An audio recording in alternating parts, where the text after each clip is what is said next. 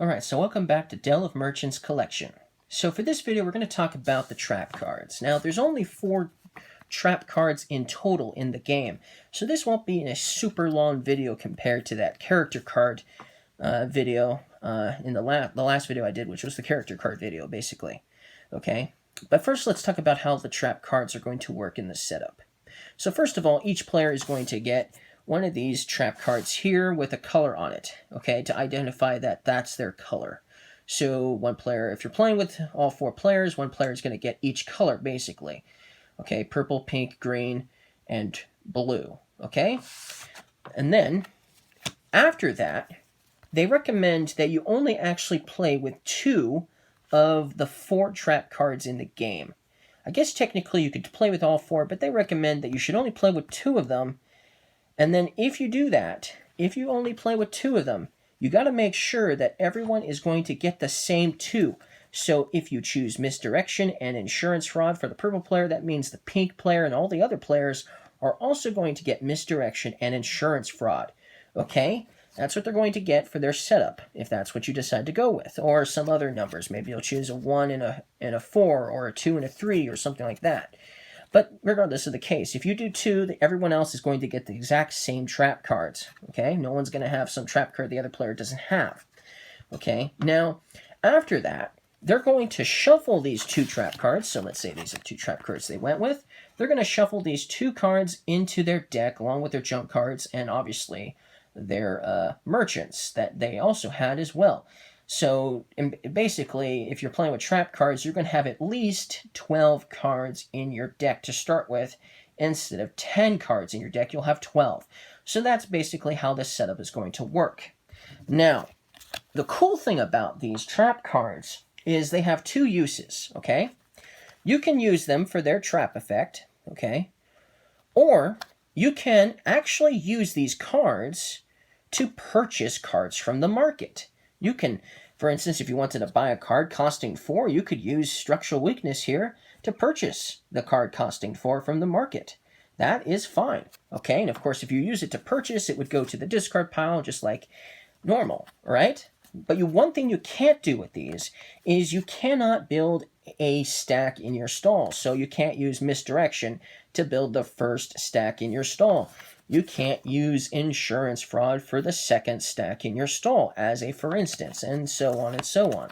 You can't use these to build stacks in your stall, okay? In your merchant stall. But if you decide you don't want to use them for obviously for the purchasing, well, then you'll be using them for their technique. And they each have a technique that has a plus on it. So you'll use this just like any other technique card, meaning that since they have a plus on it, you can still use your other technique cards as well, because all of these have pluses on them.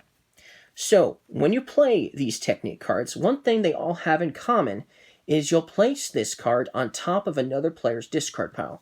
Choose which player's discard pile you want to put this on top of if you're playing with more than 2 people, but that's what's going to happen. They all have the same thing.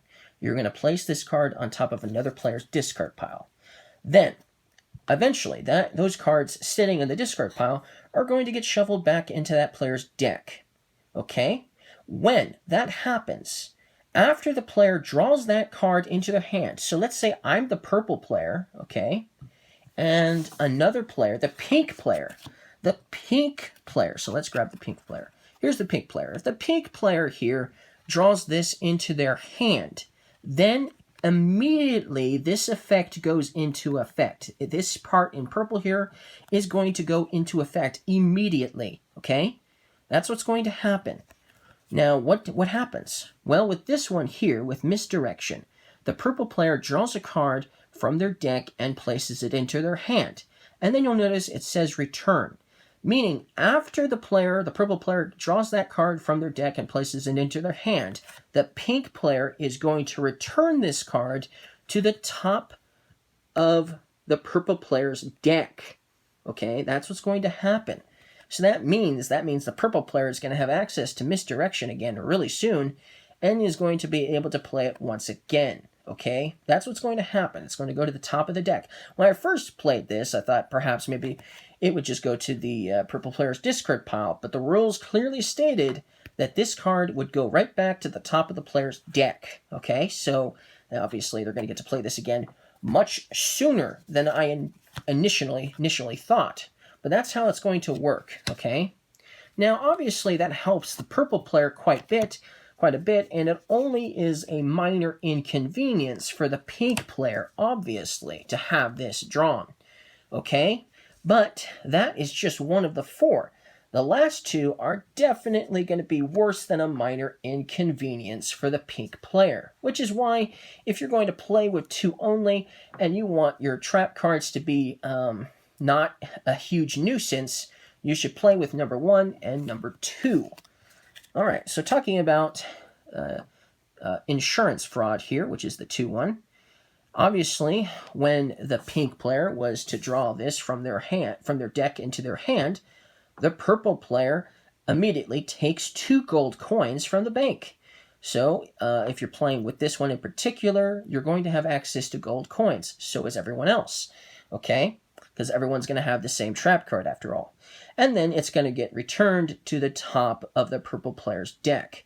So that's really cool. So the last one allowed the purple player to draw a card, and this one's going to allow the purple player to get 2 gold coins from the bank, which is really cool. So that's insurance fraud, and that's how that's going to work.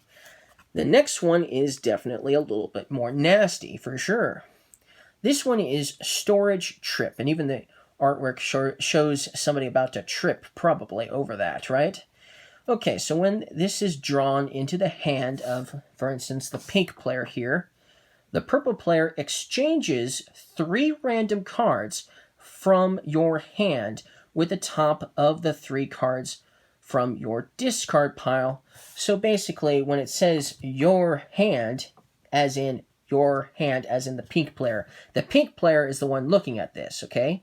It's not the purple player that's looking at this. It's the pink player that is looking at this and reading this out. The purple player exchanges 3 random cards from my hand, okay? Which is as in my hand. I'm pink player now. This is pink player, my hand. Okay? So the purple player is going to do that to the pink player, okay? And then the top 3 cards from your discard pile. So from the pink player's discard pile, okay? So you're exchanging 3.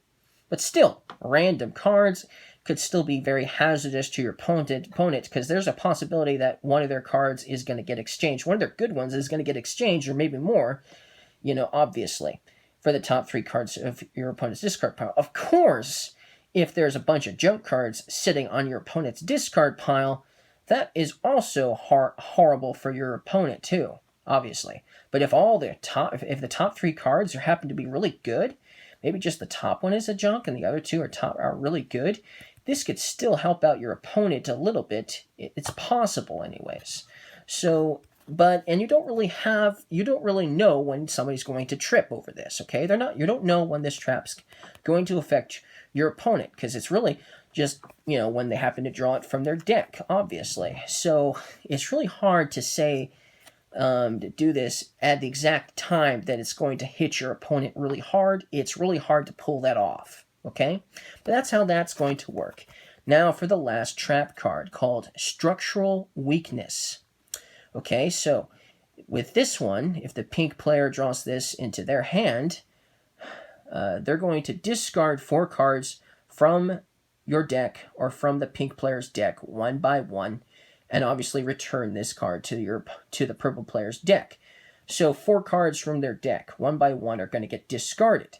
That's what's going to happen with Structural Weakness. Now that is definitely probably going to hurt, especially if there's some really good cards in that deck that just got discarded. That could hurt quite a bit. But that's how that trap card's going to work. Now, obviously, some of these trap cards aren't as bad as some of the others, and even then, they're not as bad as I was expecting. I was expecting the trap cards to be extremely vicious, but they're not. There are definitely some merchants out there that are more vicious than these trap cards for sure. But these last 2 are definitely the worst of them all. Still, not bad for trap cards at all. And still very helpful to your opponents too. So, and everyone gets these. So everyone is going to get to do this to their opponents on their turn you know, they're all going to have these cards in their hand at some point, and they're going to get to play them and put them into their opponent's discard pile, etc., which is still awesome. I like that. I like that a lot. So that's how the trap cards work. So thank you guys for watching this video. And in the next video, we're going to start talking about the merchants, the rest of the merchants anyways. Leave a like if you guys liked this video.